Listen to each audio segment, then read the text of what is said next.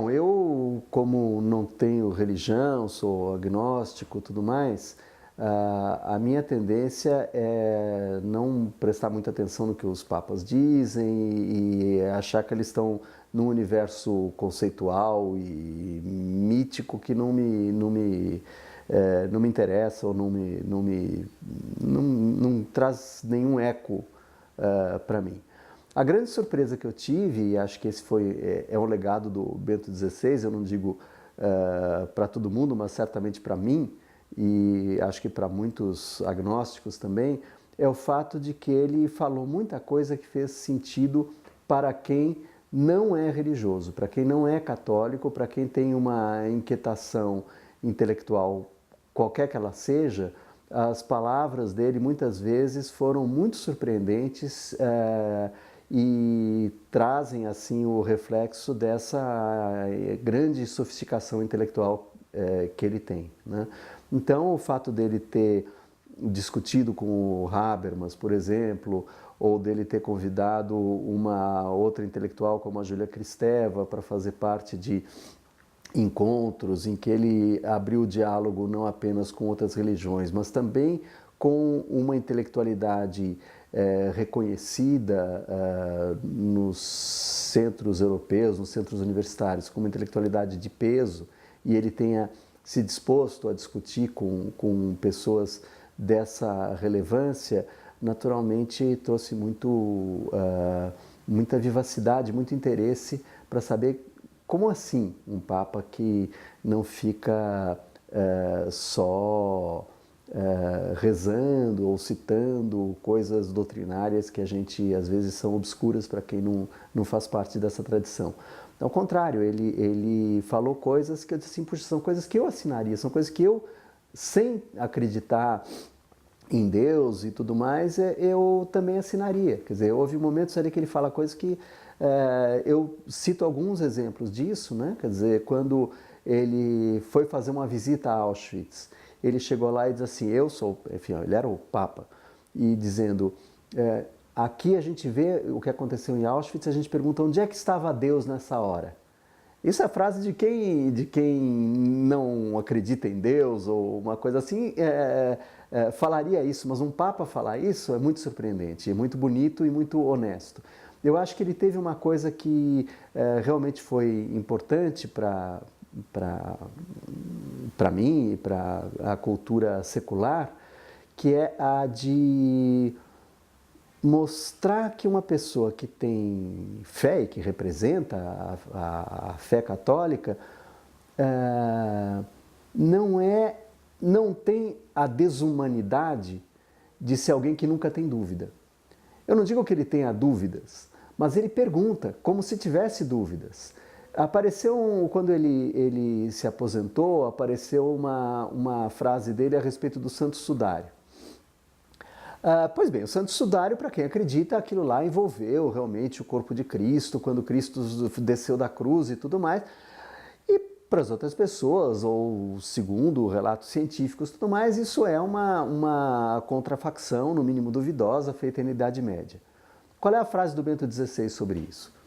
Ele não disse isso aqui é o Santo Sudário, aqui estava Cristo. Ele diz assim, nós temos nessa relíquia um convite para acreditar em Deus. Ele entendeu aquilo como uma possibilidade, como uma abertura para a pessoa poder acreditar na paixão de Cristo e no milagre e tudo mais.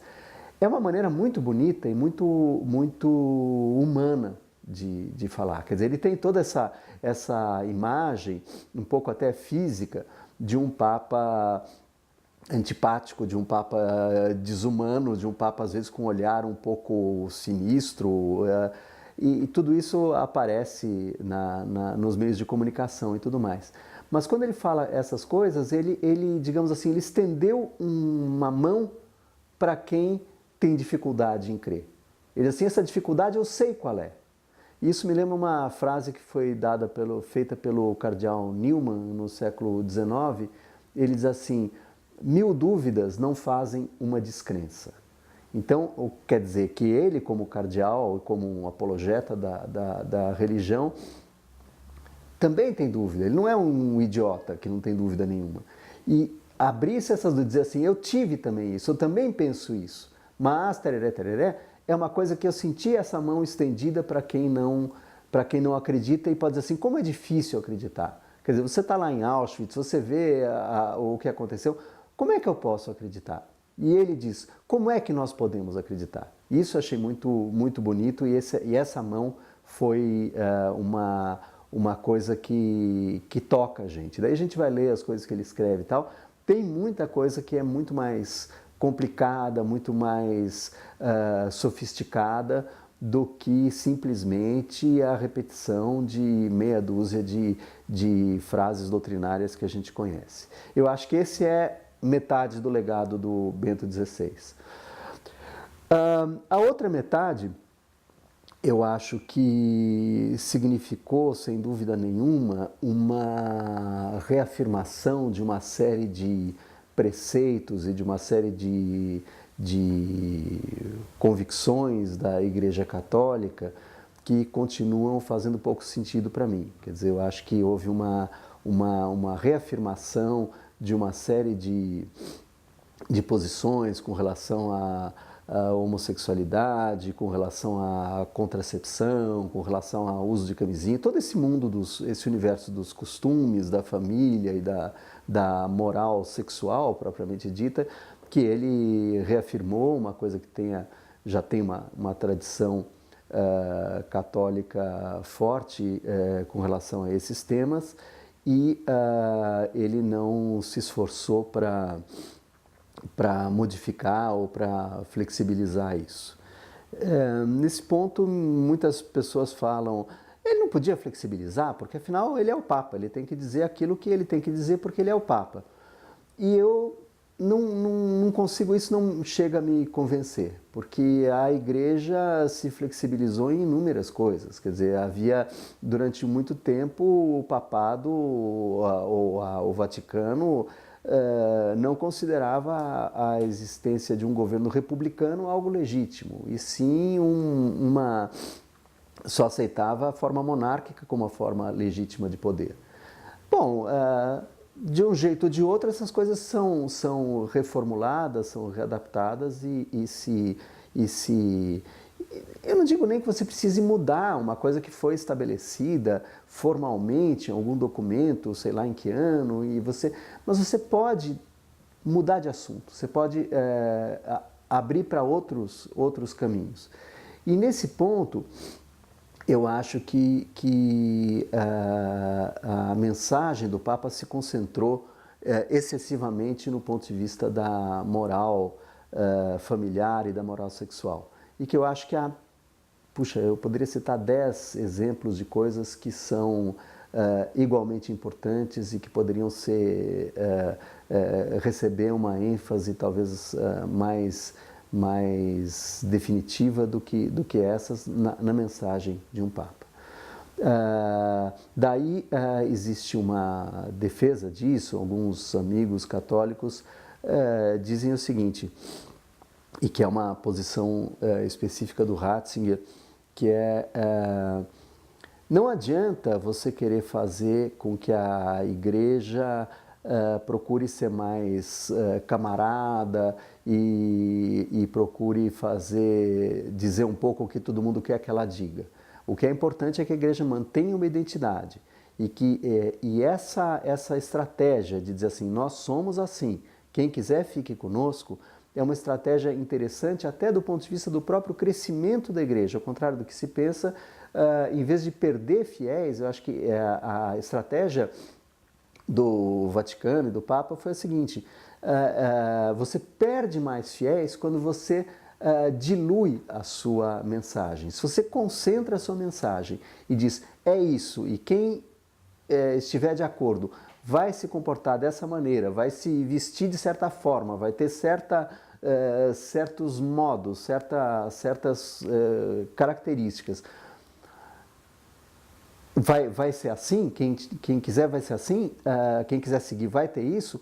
Isso, ao contrário de perder fiéis, traz mais gente, porque as pessoas procuram, antes de tudo, uma identidade. Elas podem até aceitar coisas com as quais elas não concordam muito, mas elas se sentem dentro de uma tribo ou de um grupo, de uma organização que tem identidade. É por isso que cada vez mais os negros procuram fortalecer uma identidade negra, os índios procuram fortalecer uma identidade indígena e cada grupo procura se sentir melhor estando dentro da sua identidade, por mais que seja diferente da média comum.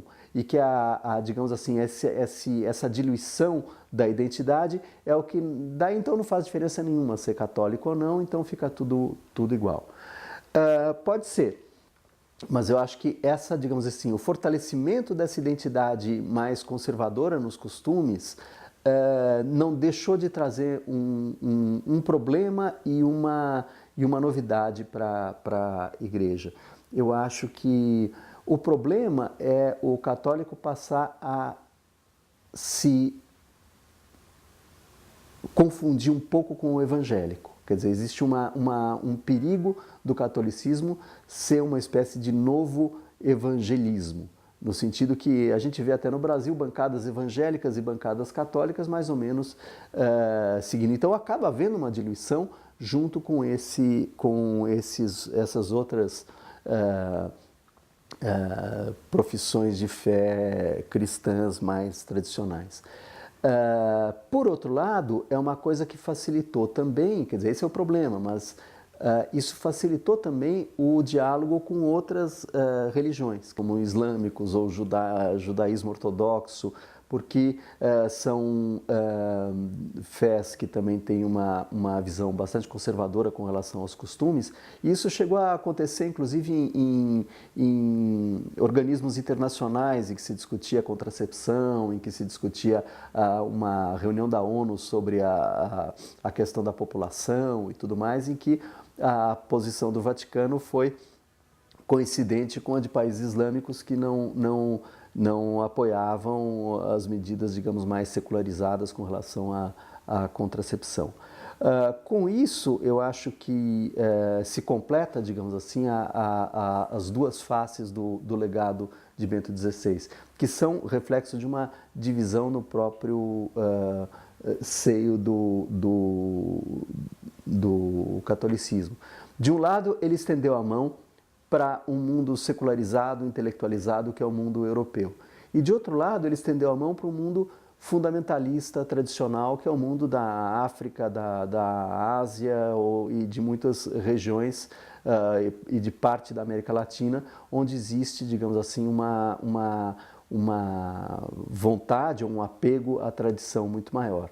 Então, houve uma face voltada para o agnosticismo intelectual e secular e outra face voltada para um quase fundamentalismo conservador tradicionalista.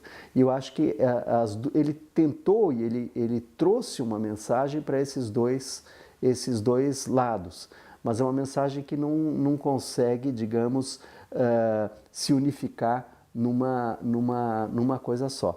Por mais que intelectualmente ele tenha toda a estrutura, toda a sofisticação para arquitetar uma argumentação que concilia esses dois pontos. Mas, na prática, eu acho que são dois públicos, dois universos e quase duas épocas históricas que estão divididas e ele meio estendeu as duas mãos, uma mão para cada lado. Não deixa de ser um gesto do crucificado.